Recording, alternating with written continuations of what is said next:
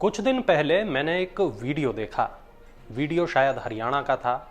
एक पत्रकार petrol pump पर लोगों से बात कर रहे थे, महंगाई के बारे में पूछ रहे थे। एक बाइक वाले शख्स ने कहा कि कहाँ है महंगाई, काश के पेट्रोल 2000 रुपये लीटर हो जाए ताकि लोग हमारी अमीरियत जान पाएं। यह वीडियो काफ़ी वायरल था, शायद आपने भी देखा हो।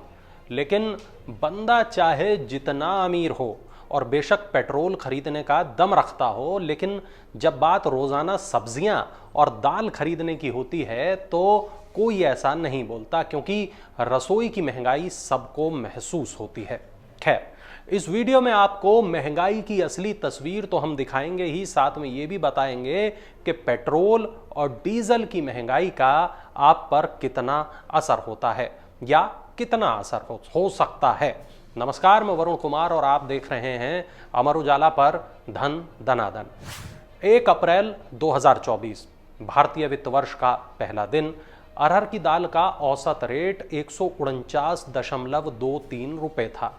चीनी 44.44 रुपये की 1 किलो थी। सरसों का तेल 1 लीटर 135.67 रुपये का था। आलू करीब 24-25 रुपये किलो थे। प्याज 32-33 और टमाटर करीब 33 रुपये किलो थे। ये जो दाम आपने सुने हैं ये औसत दाम थे। ये आंकड़े उपभोक्ता मामलों के मंत्रालय की वेबसाइट पर दिए गए हैं। अब इसी वेबसाइट पर 15 जुलाई के औसत दामों पर नजर डालते हैं। अरहर की दाल 168 रुपये 75 पैसे पर पहुंच गई है। चीनी 45 रुपये 3 पैसे, सरसों का तेल 140 रुपये 82 पैसे, आलू 37 रुपये 14 पैसे, प्याज 44 रुपये 67 पैसे और टमाटर 68 रुपये 52 पैसे पर पहुंच गए हैं। मुझे उम्मीद है कि ये आंकड़े देखने के बाद आपको महंगाई दिख भी रही होगी और महसूस भी हो रही होगी, और ये तो एक बानगी मात्र है। इसी वेबसाइट पर और भी कई चीज़ों के दाम दिए गए हैं। अब इसके आगे की बात जानिए। वाणिज्य और उद्योग मंत्रालय ने भी कुछ आंकड़े जारी किए हैं। इनके मुताबिक जून में थोक महंगाई दर बढ़ गई है, 3.36% पर पहुंच गई है। थोक महंगाई को WPI भी कहते हैं। WPI माने होलसेल प्राइस इंडेक्स। पिछले 4 महीनों से WPI में लगातार इजाफा हो रहा है। मार्च में ये 0.53% थी, अप्रैल में 1.26% थी, मई में 2.61% और अब जून में 3.36%। अब सवाल ये कि थोक महंगाई बढ़ क्यों रही है, और जवाब ये कि खाने पीने की चीज़ें महंगी हो गई हैं। सरकारी आंकड़े ये तस्दीक करते हैं कि आलू से लेकर प्याज तक और टमाटर से लेकर तमाम सब्जियां महंगी हो गई हैं, तमाम दालें महंगी हो गई हैं। थोक महंगाई के बाद बात करते हैं रिटेल महंगाई की। 12 जुलाई को रिटेल महंगाई के आंकड़े आए थे। जून के महीने में रिटेल महंगाई भी बढ़ गई, 5.08% पर पहुंच गई। अप्रैल में यह आंकड़ा 4.85% का था और मई में रिटेल महंगाई 4.75% पर थी। यह रिपोर्ट बताती है कि खाने पीने की चीज़ें महंगी होने की वजह से रिटेल महंगाई बढ़ गई है। खाद्य महंगाई दर 8.69 से बढ़कर 9.36% पर पहुंच गई है। यही नहीं, शहरी महंगाई के साथ साथ ग्रामीण महंगाई भी बढ़ती जा रही है। रिटेल महंगाई हो या फिर थोक महंगाई, दोनों में एक चीज़ कॉमन है।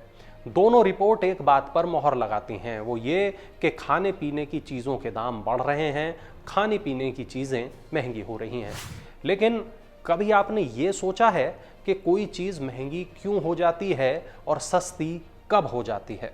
दरअसल महंगाई का ये जो पूरा गणित है ये काम करता है मांग और सप्लाई के फार्मूले पर। अगर किसी चीज़ की मांग बहुत ज़्यादा है, बहुत अधिक है, और सप्लाई कम है तो उस चीज़ के दाम बढ़ जाएंगे। वहीं अगर किसी चीज़ की सप्लाई बहुत ज़्यादा है और मांग बहुत ज़्यादा नहीं है, उसके अनुरूप नहीं है, तो ऐसे में उस चीज़ के दाम कम हो जाएंगे। यानी सब्जियों और दालों की मांग तो ज़्यादा है लेकिन सप्लाई उतनी नहीं है, और यही कारण है कि इन चीज़ों के दामों में उछाल आ गया है।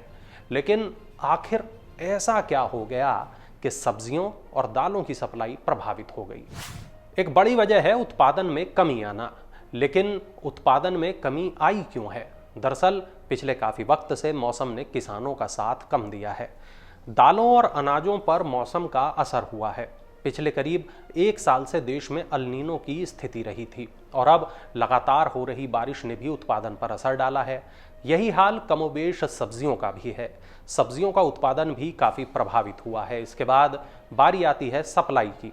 सप्लाई भी प्रभावित हुई है और इसकी सबसे बड़ी वजह है मानसून। देश के कई हिस्सों में भारी बारिश है। पहाड़ी इलाकों में भूस्खलन की खबरें रोजाना सामने आ रही हैं। देश का एक बड़ा इलाका बारिश और बाढ़ की चपेट में है। सड़कें और पुल टूटने की खबरें लगातार सामने आ रही हैं। जल भराव और जल जमाव की खबरें लगातार सामने आ रही हैं। ऐसे में खाने पीने की चीज़ों को एक जगह से दूसरी जगह ले जाना परेशानी वाला काम हो गया है। सड़कों पर, हाईवे पर खाने पीने से लदे ट्रकों को लाना ले जाना खासा परेशानी भरा हो गया है। बारिश की वजह से जाम की स्थिति पैदा होती है। पेट्रोल डीजल की खपत ज़्यादा होती है, यानी ट्रांसपोर्टेशन की कीमत बढ़ जाती है। यानी सप्लाई बिगड़ गई है, ट्रांसपोर्टेशन की कीमत बढ़ गई है और इसका असर हो रहा है आपकी और हमारी जेब पर। एक और बात, अगर पेट्रोल डीजल की कीमतें बढ़ती हैं तो भी चीज़ों के दाम बढ़ जाते हैं और इसके कम होने पर दामों में नरमी आ जाती है। जब बात चल रही है तो मैं आपको ये बता दूं कि 15 जुलाई को ही पाकिस्तान सरकार ने एक नया फरमान जारी किया है और इसके मुताबिक वहां पर पेट्रोल के रेट 275 रुपये लीटर और हाई स्पीड डीजल के रेट 283 रुपये लीटर हो गए हैं।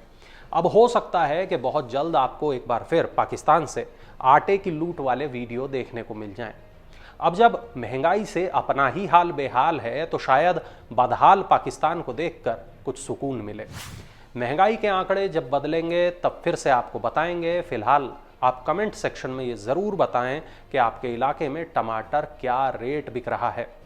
फिर मिलेंगे ऐसे ही एक वीडियो के साथ, तब तक आप देखते रहिए अमर उजाला।